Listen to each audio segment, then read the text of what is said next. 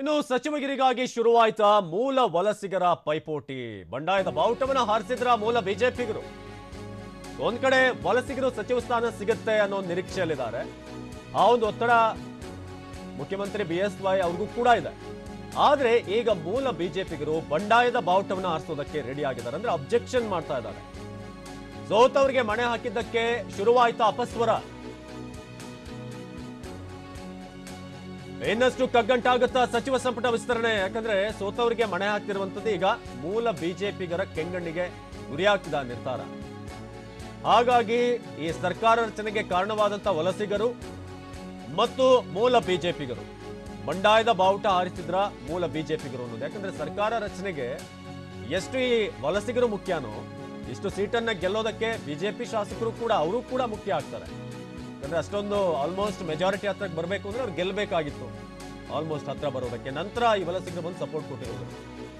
ಕೇಸರಿ ಪಡೆಯಲ್ಲಿ ಈಗ ಮೂಲ ಬಿಜೆಪಿಗರಿಂದ ಬಂಡಾಯದ ಬಾವುಟ. ಸೋತವರಿಗೆ ಮಂತ್ರಿ ಸ್ಥಾನ ನೀಡೋದಕ್ಕೆ ಅಪಸ್ವರ ಕೇಳಿ ಬರ್ತಾ ಇದೆ. ಬೈ ಎಲೆಕ್ಷನ್ ಅಲ್ಲಿ ಸೋತಂತವ್ರಿಗೆ ಯಾಕೆ ಮಂತ್ರಿ ಸ್ಥಾನ? ಅವರಿಂದ ಸರ್ಕಾರ ರಚನೆ ಆಗಿರೋದಂತೂ ನಿಜ. ಮೈತ್ರಿ ಸರ್ಕಾರಕ್ಕಿದ್ದಂತ ಬೆಂಬಲ ಕಡಿಮೆ ಆಯ್ತು, ಸಂಖ್ಯಾಬಲ ಕಡಿಮೆ ಆಯ್ತು. ಅದಾದ ಮೇಲೆ ಬಿಜೆಪಿ ಅಧಿಕಾರಕ್ಕೆ ಬರೋಕ್ ಸಾಧ್ಯ ಆಯ್ತು ನಿಜ. ಆದ್ರೆ ಅವರು ಬೈ ಎಲೆಕ್ಷನ್ ಅಲ್ಲಿ ಗೆದ್ದು ತೋರಿಸಬೇಕಾಗಿತ್ತು.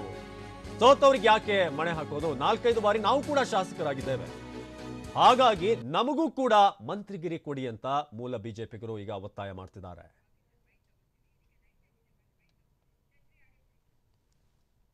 ಮಧ್ಯ ಕರ್ನಾಟಕ ಇದೆ, ದಾವಣಗೆರೆ ಜಿಲ್ಲೆ ಅವಕಾಶ ಕೊಡ್ರಿ ಅಂತ ನಾನು ಕೇಳಿದ್ದೀನಿ. ಮತ್ತು ನಮ್ಮ ಜಿಲ್ಲೆಗೆ ಒಂದು ಅವಕಾಶ ಕೊಡ್ರಿ.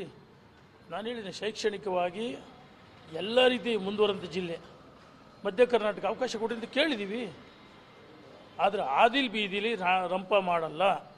ನಮ್ಮ ಅಧ್ಯಕ್ಷ ನಾನು ಕೇಳಿದ್ದೀನಿ, ಅವಕಾಶ ಕೊಡಿ, ಜಿಲ್ಲೆಗೆ ಅವಕಾಶ ಕೊಡಿ, ಸಂದರ್ಭ ನನಗೆ ಕೊಡಿ ಅಂತ ಕೇಳಿದ್ದೀನಿ. ಮಾನ್ಯ ಮುಖ್ಯಮಂತ್ರಿಗಳು ಕೇಳಿದ್ದೀನಿ, ಮುಖ್ಯಮಂತ್ರಿಗಳು ಮತ್ತೂ ಕೇಳ್ತೀನಿ. ಮುಖ್ಯಮಂತ್ರಿಗಳು, ಪಕ್ಷದ ಅಧ್ಯಕ್ಷರು, ವರಿಷ್ಠ ಏನು ನಿರ್ಧಾರ ಮಾಡ್ತಾರೆ ತೀರ್ಮಾನಕ್ಕೆ ನಾವೆಲ್ಲ ಬದ್ಧ. ರಾಮ ರಾಮ ರಾಮ ಅಂತ ಜಪ ಮಾಡಿದರೆ ಅವ್ರು ರಾಮ ಆಗ್ತಾರೆ, ನಾನು ರಾವಣ ಆಗ್ಬಿಡ್ತೀನಿ.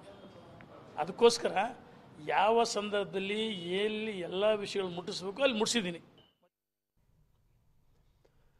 ಕಿರಣ್ ಈ ಬಗ್ಗೆ ಹೆಚ್ಚಿನ ಮಾಹಿತಿಯನ್ನು ಕೊಡ್ತಾರೆ ನೇರ ಸಂಪರ್ಕದಲ್ಲಿ. ಕಿರಣ್, ಇದೀಗ ಕ್ಯಾಬಿನೆಟ್ ನಲ್ಲಿ ಸ್ಥಾನಕ್ಕಾಗಿ ಸಾಕಷ್ಟು ಪ್ರಯತ್ನಗಳಾಗ್ತಿದೆ. ಬಹಳಷ್ಟು ನಾಯಕರು ಈ ಬಹಿರಂಗ ಹೇಳಿಕೆಗಳಲ್ಲಿ ವರಿಷ್ಠರ ಹೇಳಿಕೆ ಒಂದು ನಿರ್ಧಾರಕ್ಕೆ ಬದ್ಧ ಅಂತ ಹೇಳಿದ್ರು ಕೂಡ ಅವರಿಗೆ ಸಚಿವಾಕಾಂಕ್ಷೆ ಬಹಳಷ್ಟು ಜೋರಾಗಿದೆ ಅನ್ನೋದಂತೂ ಗೊತ್ತಾಗ್ತಿದೆ, ಅವರ ಮಾತುಗಳಲ್ಲಿ ಅರ್ಥ ಆಗ್ತಾ ಇದೆ. ಬಟ್ ಹೇಗೆ ಅಂತ ಮೂಲ ಬಿಜೆಪಿಗರು ಮತ್ತು ವಲಸಿಗರ ನಡುವೆ ಫೈಟ್ ಏನಿದೆ ಅದನ್ನ ಈಗ ಹ್ಯಾಂಡಲ್ ಮಾಡುವಂಥದ್ದೇ ಬಹಳ ದೊಡ್ಡ ಸವಾಲು. ಕಿರಣ್, ಖಂಡಿತ ಅವಿನಾಶ್, ಈಗಾಗಲೇ ಮೂಲ ಮತ್ತು ವಲಸಿಗರ ಅನ್ನುವಂಥ ಫೈಟ್ ಆರಂಭವಾಗಿರುವಂಥ ವಿಚಾರ ದೊಡ್ಡದಾದಂಥ ಮಟ್ಟಕ್ಕೆ ಹೋದರೆ ಬಿಜೆಪಿಗೆ ಅದನ್ನು ಸಮತೋಲನ ಮಾಡುವಂಥದ್ದು ಒಂದಷ್ಟು ಕಷ್ಟ ಆಗುತ್ತೆ. ಯಾಕೆಂದರೆ ಬಿಜೆಪಿಯಲ್ಲಿ ಮೂಲ ಶಾಸಕರು ಅಂದರೆ ಪಕ್ಷದ 2018ರ ವಿಧಾನಸಭಾ ಚುನಾವಣೆಯಲ್ಲಿ ಪಕ್ಷದ ಹೆಸರಿನಲ್ಲಿ ಗೆದ್ದಂಥ ಶಾಸಕರು ಯಾರ್ಯಾರಿದ್ದಾರೆ ಅವರು ಈಗಾಗಲೇ ಬಹುತೇಕ 2 ವರ್ಷಗಳ ಕಾಲ ಕಾದಿದ್ದಾರೆ. 1.5 ವರ್ಷಗಳ ಕಾಲ ಬಿಜೆಪಿ ಸರ್ಕಾರ ರಚನೆ ಆಗಿದ್ರೂ ಕೂಡ ಈ ಸಂದರ್ಭದಲ್ಲಿ ವಲಸಿಗರಿಗೆ ಹೆಚ್ಚಿನ ಅವಕಾಶವನ್ನು ಕೊಟ್ಟಿರುವಂತಹ ವಿಚಾರವನ್ನು ಪಕ್ಷದ ನಿರ್ಧಾರ ಅನ್ನುವಂತಹ ಒಂದು ಮಾನದಂಡದ ಅಡಿಯಲ್ಲಿ ಅವರು ಒಪ್ಪಿಕೊಂಡು ಸುಮ್ಮನಿದ್ದಾರೆ. ಆದರೆ ಇನ್ನೂ ಕೂಡ ವಲಸಿಗರಿಗೆ ಅವಕಾಶವನ್ನು ಕೊಡೋದಾದ್ರೆ ಮತ್ತು ಸೋತವರಿಗೆ ಅವಕಾಶವನ್ನು ಕೊಡೋದಾದ್ರೆ ನಾವು ಗೆದ್ದಂತಹವರು ಏನ್ ಮಾಡಬೇಕು ಅನ್ನುವಂಥ ಪ್ರಶ್ನೆಯನ್ನು ಅವರು ಮುಂದಿಡೋದಕ್ಕೆ ಆರಂಭ ಮಾಡಿದ್ದಾರೆ.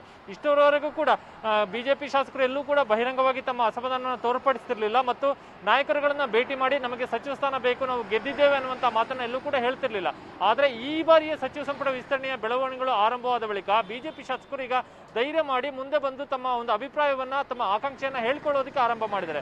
ಅದಕ್ಕೆ ಒಂದು ಸಾಕ್ಷಿ ಇವತ್ತು ಕೆಲವು ಶಾಸಕರು ಬಿಜೆಪಿ ರಾಜ್ಯಾಧ್ಯಕ್ಷರನ್ನೇ ಖುದ್ದು ಭೇಟಿ ಮಾಡಿ ತಮ್ಮ ಪ್ರಸ್ತಾಪವನ್ನು ಮುಂದಿಟ್ಟಿರುವಂಥದ್ದು. ಈ ಸಚಿವರುಗಳು 1.5 ವರ್ಷಗಳ ಕಾಲ ಅಧಿಕಾರ ಅನುಭವಿಸಿದ್ದು ಅಲ್ಲದೆ ಮತ್ತೆ ಅಧಿಕಾರದಲ್ಲಿ ಮುಂದುವರಿಯುವಂಥ ಪ್ರಯತ್ನವನ್ನ ಒಂದು ಕಡೆ ಮಾಡ್ತಿದ್ರೆ, ಮತ್ತೊಂದು ಕಡೆ ಸೋತವರಿಗೂ ಕೂಡ ಅವಕಾಶವನ್ನ ಮತ್ತೆ ಮತ್ತೆ ಕೊಡ್ತಾ ಹೋದ್ರೆ ನಾವು ಗೆದ್ದಂಥ ಶಾಸಕರು ಇನ್ನೆಷ್ಟು ದಿನ ಕಾಯಬೇಕು ಅನ್ನುವಂಥ ಪ್ರಶ್ನೆಯನ್ನು ನೇರವಾಗಿ ಪಕ್ಷದ ರಾಜ್ಯಾಧ್ಯಕ್ಷರಿಗೆ ಮುಂದಿಡುವಂಥ ಒಂದು ಪ್ರಯತ್ನವನ್ನು ಕೂಡ ಮಾಡಿದ್ದಾರೆ. ಮತ್ತು ಮುಖ್ಯಮಂತ್ರಿಗಳ ಜೊತೆ ಕೂಡ ಇದೇ ವಿಚಾರವನ್ನು ಪ್ರಸ್ತಾಪ ಮಾಡೋದಕ್ಕೆ ತೀರ್ಮಾನ ಮಾಡಿದ್ದಾರೆ. ಮತ್ತೊಂದು ಹಂತದಲ್ಲಿ ಕೊನೆಯ ಅಸ್ತ್ರವಾಗಿ ಸಂಘ ಪರಿವಾರದ ಮುಖಂಡರನ್ನು ಕೂಡ ಭೇಟಿ ಮಾಡಿ ಅವರ ಮುಂದೆಯೂ ಕೂಡ ತಮ್ಮ ಅಹವಾಲನ್ನು ಸಲ್ಲಿಸೋದಕ್ಕೆ ಅವರಿಗೆ ತೀರ್ಮಾನವನ್ನು ಮಾಡ್ಕೊಂಡಿದ್ದಾರೆ. ಇವತ್ತು ಅಥವಾ ನಾಳೆಯೊಳಗಾಗಿ ಅವಕಾಶ ಸಿಕ್ಕಿದ್ರೆ ಸಂಘ ಪರಿವಾರದ ಮುಖಂಡರನ್ನು ಕೂಡ ಭೇಟಿ ಮಾಡಿ ತಮ್ಮ ಬೇಡಿಕೆಯನ್ನು ಮಂಡಿಸುವಂಥ ಸಾಧ್ಯತೆಗಳು ಕೂಡ ಇದೆ. ಹೀಗಾಗಿ ಮೂಲ ಮತ್ತು ವಲಸಿಗರ ಅನ್ನುವಂಥ ಒಂದು ಬಿಕ್ಕಟ್ಟು ಸೃಷ್ಟಿಯಾದ್ರೆ ಪಕ್ಷಕ್ಕೆ ಅದೊಂದಷ್ಟು ಕಷ್ಟ ಆಗ್ಬೋದು. ಆ ಕಾರಣಕ್ಕಾಗಿ ಇವತ್ತು ಬಿಜೆಪಿ ರಾಜ್ಯಾಧ್ಯಕ್ಷ ನಳಿನ್ ಕುಮಾರ್ ಕಟೀಲ್ ಒಂದು ಸ್ಪಷ್ಟವಾದಂತಹ ಹೇಳಿಕೆಯನ್ನು ಕೊಟ್ಟಿದ್ದಾರೆ.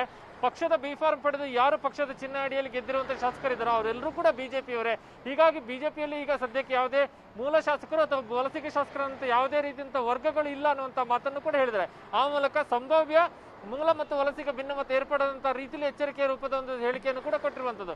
ಆದ್ರೆ ಈ ಬೆಳವಣಿಗೆಗಳೇನಿದೆ ಇದು ಒಂದು ರೀತಿಯಲ್ಲಿ ಬೇರೆ ಸ್ವರೂಪವನ್ನು ಪಡೆದುಕೊಂಡ್ರೆ ಬಿಜೆಪಿಗೆ ಒಂದಷ್ಟು ನಿಭಾಯಿಸುವಂತದ್ದು ಕಷ್ಟ ಆಗ್ಬೋದು. ಯಾಕಂದ್ರೆ ಇಷ್ಟು ದಿನಗಳ ಕಾಲ ಅಧಿಕಾರಕ್ಕಾಗಿ ಕಾಯ್ದಿದ್ದಂತ ಬಿಜೆಪಿ ಶಾಸಕರು ತಮಗೆ ಇನ್ನೂ ಕೂಡ ಅಧಿಕಾರ ಮರೀಚಿಕೆ ಆಗತ್ತೆ ಅನ್ನುವಂಥದ್ದು ಸ್ಪಷ್ಟವಾಗಿ ಅರಿವಾದ್ರೆ ಈ ಒಂದು ತಮ್ಮ ಬೇಡಿಕೆಯನ್ನ ತೀವ್ರಗೊಳಿಸುವಂತ ಸಾಧ್ಯತೆಗಳು ಕೂಡ ಇದೆ. ಅವಿನಾಶ್, ಧನ್ಯವಾದ ಕಿರಣ್.